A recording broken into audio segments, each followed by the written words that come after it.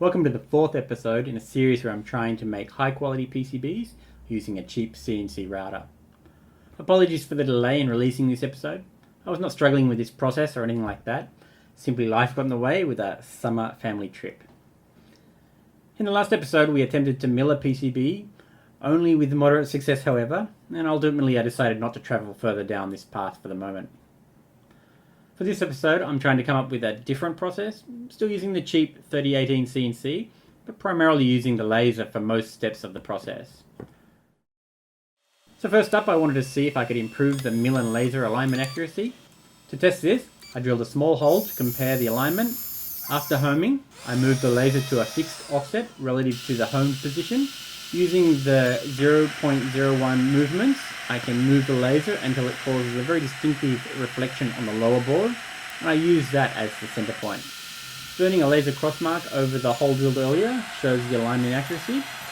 Interestingly, even though the larger mills make very oversized holes due to the spindle runout, these smaller bits seem to flex a bit and self-center, resulting in a pretty accurate hole size overall. The laser track is around about 0.1mm thick, and the alignment is pretty close, I'd say. There is about plus minus 0.1mm variability in probing the XY0 for the mill. I think that's likely due to the runout of the spindle itself.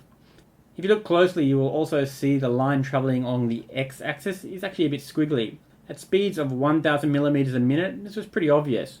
Lowering the speed to 500mm a minute seemed to make the problem pretty much go away. Next up, I did some tests with relation to the oversized locating holes problems we saw in that last episode. First, I used a 2.5mm end mill, and I was interested to see if the original 3mm pins I made would actually fit. It's actually pretty close, but they don't fit. The hole is actually around about 2.8mm in size. I then went back and tried the 3mm end mill again.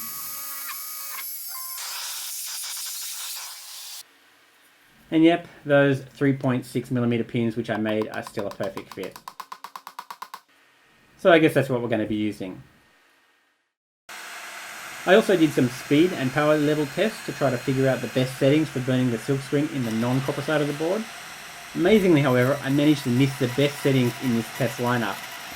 Later on I discovered that around about 60% laser power, running at 500mm a minute, really gave the best results. I also did a bunch of tests to try to figure out how many passes it would take to actually cut through the PCB using the laser. And this turned out to be far more difficult than I originally anticipated.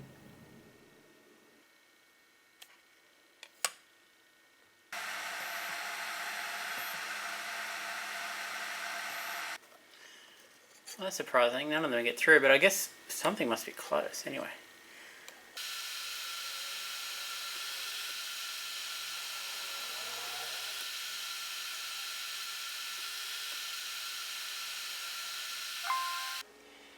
So this is my final try.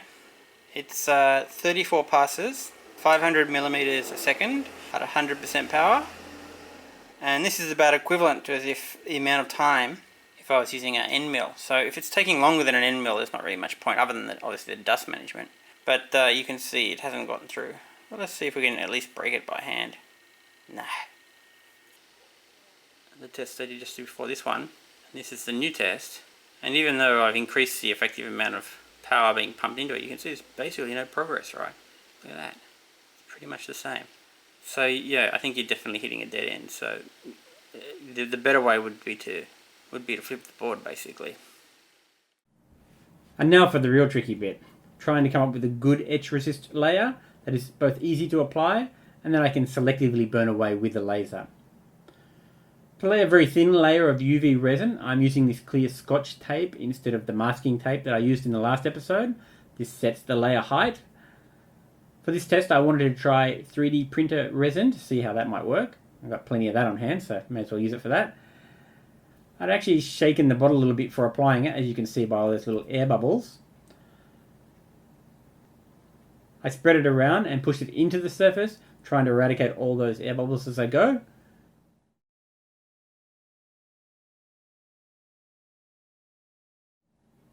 I apply the plastic sheet from the center, as you can see there, and I push it outwards, trying to avoid capturing any more air bubbles than there already are. Using my UV exposure, I then cured the layer.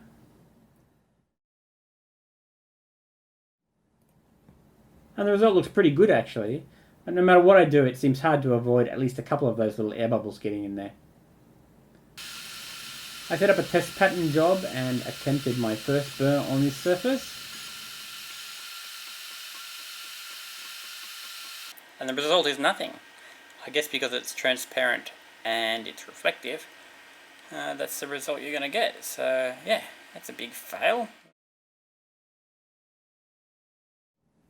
I then covered the surface with a black marker pen, hoping that it would better absorb the laser and burn off the underlying resin.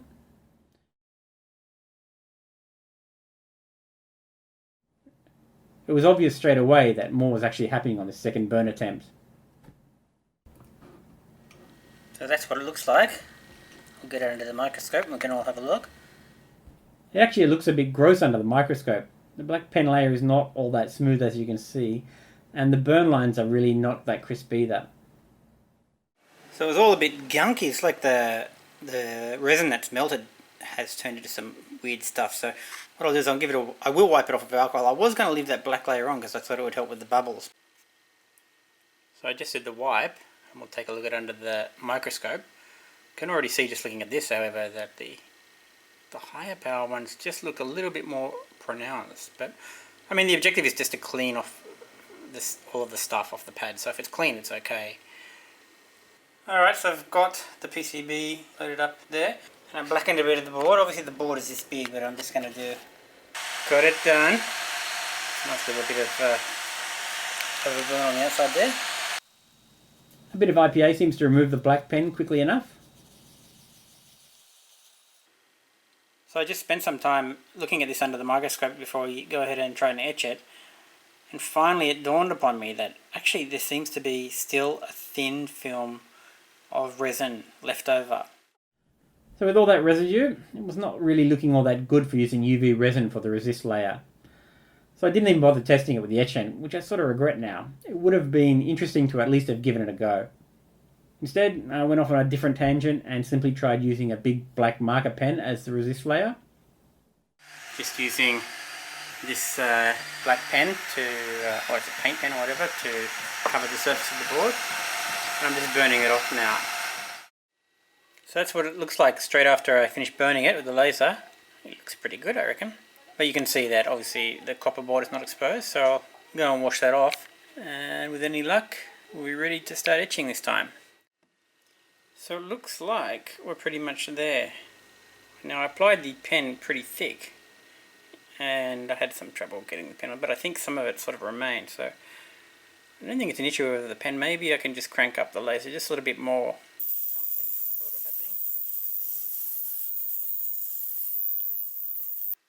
And, surprise surprise, all that paint decided to start falling off. So obviously it doesn't like something that's in that ferric chloride.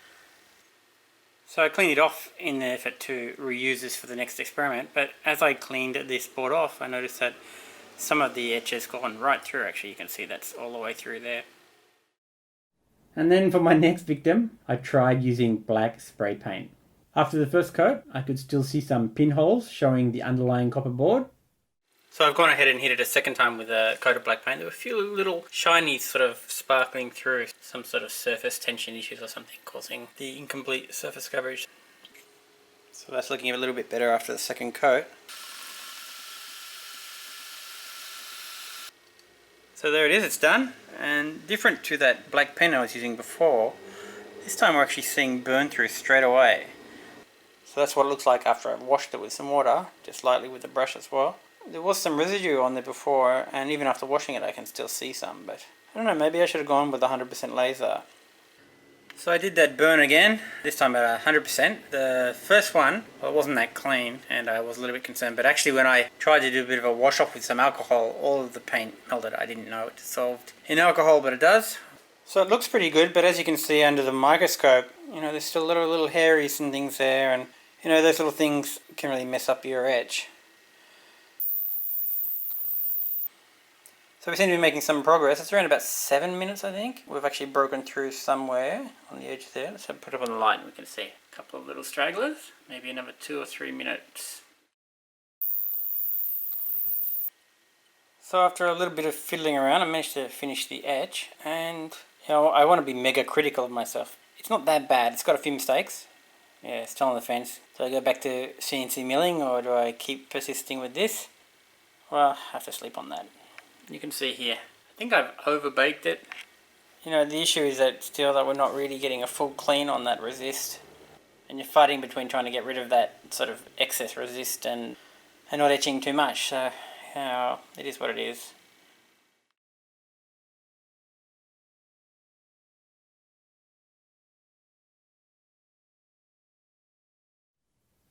I think I was actually trying to put a pretty brave face on it all, but honestly I was running out of ideas here. So if I'm being honest, I'd just about given up, but I decided to go and try this green resin. Otherwise I'm going to have to go back to just doing CNC and it'll all be a big waste of time. But good news, the first thing is that this resin, I don't need to black it out to burn it with the laser, it just burns straight away. And it doesn't burn that clean, but it burns pretty good. So I thought I'd put it to the test and stick it in the etch. And I'd give it a good scrub and a good clean, and it's pretty resilient. So anyway, let's have a look at the results. Here against the light you can see that the 100% burn seems to be the best. The less one seems to have less success. So 100% burn seems to be the way to go. And also have a bit of a look at it under the microscope here for you as well. So what I'll do next is try and do a bit of circuit board on this side, see if it has any success. This wasn't a very good layering. You can see it's a bit thin here, and I didn't sand down this edge properly, and so yeah, I didn't do a good job at layering. But as I said, I was in a rush, and I said I wasn't feeling all that confident. So next time I'm sure I can get this thickness much better. Yeah, maybe some hope after all. So I think the interesting thing about this, having a look at that under the microscope, is just how resilient the surface is. I mean, we've lost this zero here and a few bits and pieces of detail, but generally it doesn't seem to matter how much you etch. The primary surface remains pretty strongly intact. So that means if you do have any little surface garbage or anything like that, if you give it enough time, it's going to go away. But it doesn't seem to eat away at the core edges, the main stuff you want to keep. And that's really critical, actually. I mean, that's where you want to be. So I'm pretty sure that after a few more runs in the ferric chloride bath, these other bits and pieces, even on these lower speeds, I'm pretty sure they're just going to burn away in any way. So in that sense, you probably could get away with running a lower, a lower power level. Check that mess out. This is where I've already etched away the copper, so it's just burning through the board. So don't worry about that. This is the bit over here on the right we need to pay attention to. So the question is, will it etch? I'll give it a bit of a clean up before I try the etch, and then we'll throw it in the bath and we'll see what happens, I guess. So I gave it a bit of a scrub with this toothbrush and some alcohol, and you can see a few sparklies through there, so that'll be a good sign that something nice will happen. So you can see a couple of the resist tracks have actually blown away. In fact, this wasn't even on there when I had a look at it. And I think that's because this is the area that I've already etched before. That 100% laser is just blowing it effectively away. But where there is sort of a continuous track and nothing to do with that old area, it looks pretty solid. I gave it a good scrub and nothing came off, so that's a pretty good sign. At the same time though, however, I did notice that this 100%, maybe it's just overkill. I don't know that it's necessary. It seems I can probably get away with a lower power level, but just run the etch a little bit longer. So I'm going to mess around and see if I can get that lower power to work. Well, there you have it, guys. Look at that. I'd nearly call that perfection. We'll get under the microscope as well so you can have a bit of a look. But this is actually my original idea, was to use the resin, but I was using the clear resin. See, that's where you try to do too many things at the same time, right? But this dark green resin, which is actually meant for PCBs, even though it takes a long time to cure, it's great because you can actually just burn directly to it. And it's tough, right? It doesn't come off. So I mean, this has gone through its second bath here, this area here. And, there's no sort of encroaching on the fringes. So, and I think the other thing that's quite obvious is that even at 30%, as long as you leave it in the bath long enough and give it a bit of a brushing with the brush over time, it's probably going to do the job. So I think I'm going to really try and use that lower 30, yeah, maybe I'll try and push it straight to 30% and see how we go with that. It's pretty awesome, right? And the other thing I was worried about with these air bubbles, you can see an air bubble here. But you'll notice that it hasn't etched at all in the air bubble. So that's because I've actually pushed on all of the surface a very thin coating of resin. So even though an air bubble will form, the air bubble forms with a thin layer of resin underneath, so it doesn't etch through. So even the air bubbles are not a worry. And obviously once I finish this, I will put another coat of resin on top of it, so you won't notice the air bubble in any case, even if another air bubble forms somewhere else. Alright, after all of the testing and messing around, let's try and make another board. There's a bit of garbage on the back here, which doesn't matter because the board is going to be down here somewhere, so that's fine. So first off, let's try and clean it off.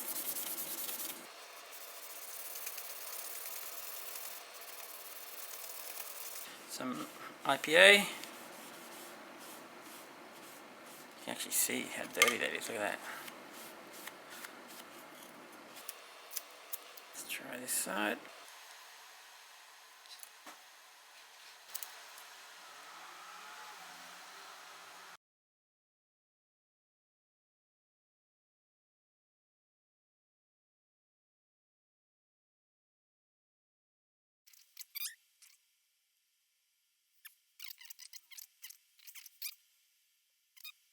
It's pretty tough.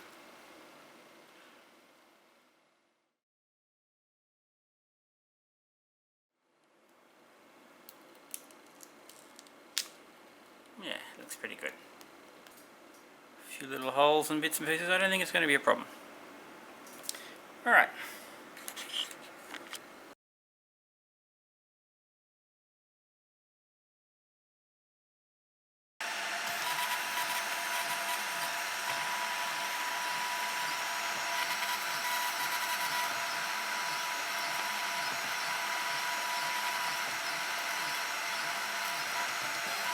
So 10 minutes for that, it's not too bad. Let's get it out and have a look at it. So all complete, you can see the finish is pretty smoky, but most of that should come off. So flip the board over there, ready to burn out the resist, and I'm just using these locating pins, and yeah, they're really tight, so I think it's going to give it a nice positive position.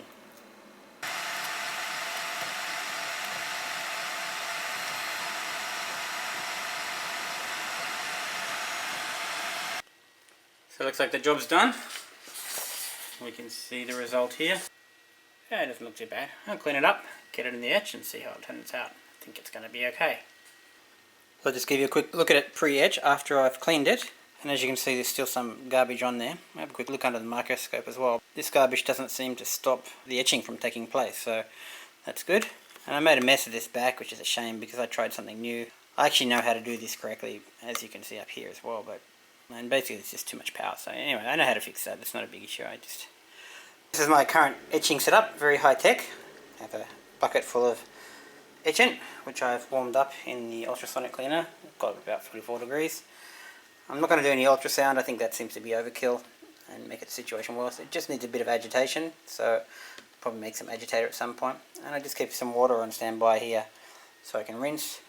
And I have my trusty fine tooth toothbrush, so I'll just chuck it in there, I guess, and go for it. And I'm also using gloves, because if you don't use gloves, your fingers go yellow. And I already did that. But it seems the colour's mostly gone away. But gloves, good idea, go with gloves. So that cleaned out really well. I think it took around about 25 to 30 minutes in the etchant. Took it out once, and there's just a few little stragglers left behind. And then I give it an extra 5 minutes just to be sure. And that 5 minutes more just seems on the edge of about right. You can sort of see that the resist is sort of floating off in a few.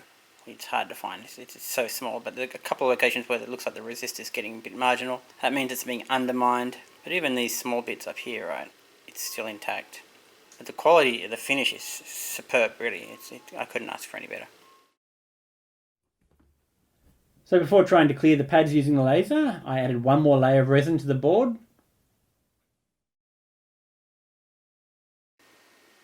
So I don't see any sparklies in there, so obviously no notable bubbles. It went really well, much better than I thought. So this 2-layer appears to have some benefit in that regards as well. Hopefully this is set up nicely. Come on. So I've got it back in there again, lined with the pins, and we'll use a laser to burn off all of the pads. This is the first time I'm doing this, so Murphy's Law says it should fail, so let's see if we fail. And I'm filming it, which is another reason it should fail, right?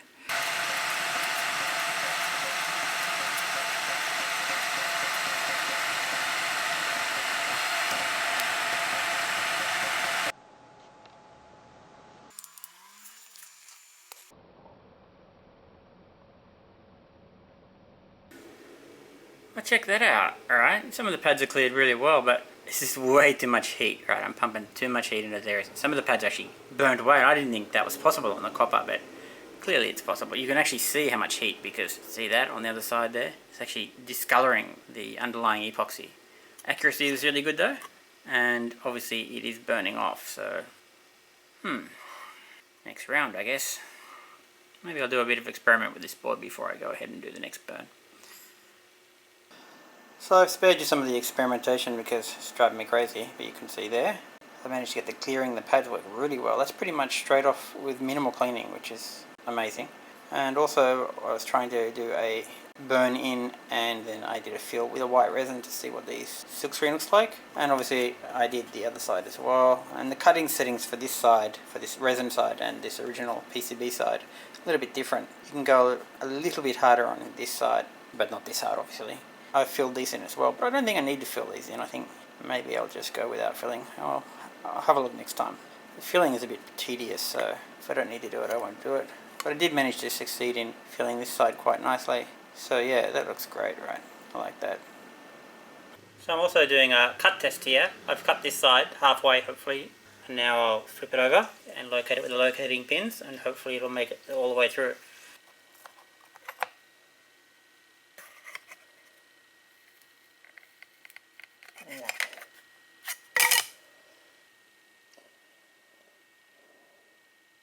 So I think maybe we're okay with the laser cut. You have to ignore all this damaged area here from where I fried those pads. But here, just give it a light file. It was pretty easy to snap out. I had to use some pliers just to sort of snap it out a bit, but it snapped out pretty easy. It's not too bad. Well, I'm going to leave it at that for this episode. I think we're on the cusp of having a usable process. The major failure we had for this board was really just clearing the pads, which is pretty ironic really when you think about it, as that is what caused me the problems when trying to mill the PCB in the last episode. So in the next episode it will mainly be rinse and repeat. I'm not sure how exciting that's all going to be, but I'm going to keep hammering away at this until I get a usable board. Even so, my confidence level is pretty high, and to be honest, I was actually surprised just how good the etching result was. Something far, far superior than anything I'd ever achieved before. And given the method used, I can't see any reason why others couldn't replicate the process and achieve the same good results that I've been getting. Now it looks like I'm finally closing in on the 500 subscriber mark. Seems like a minor miracle in itself actually. So if you've watched this video and you liked it, consider hitting that like button or even subscribe if you aren't already subscribed. And no matter what, I hope to see you in the next episode. So I'll see you then.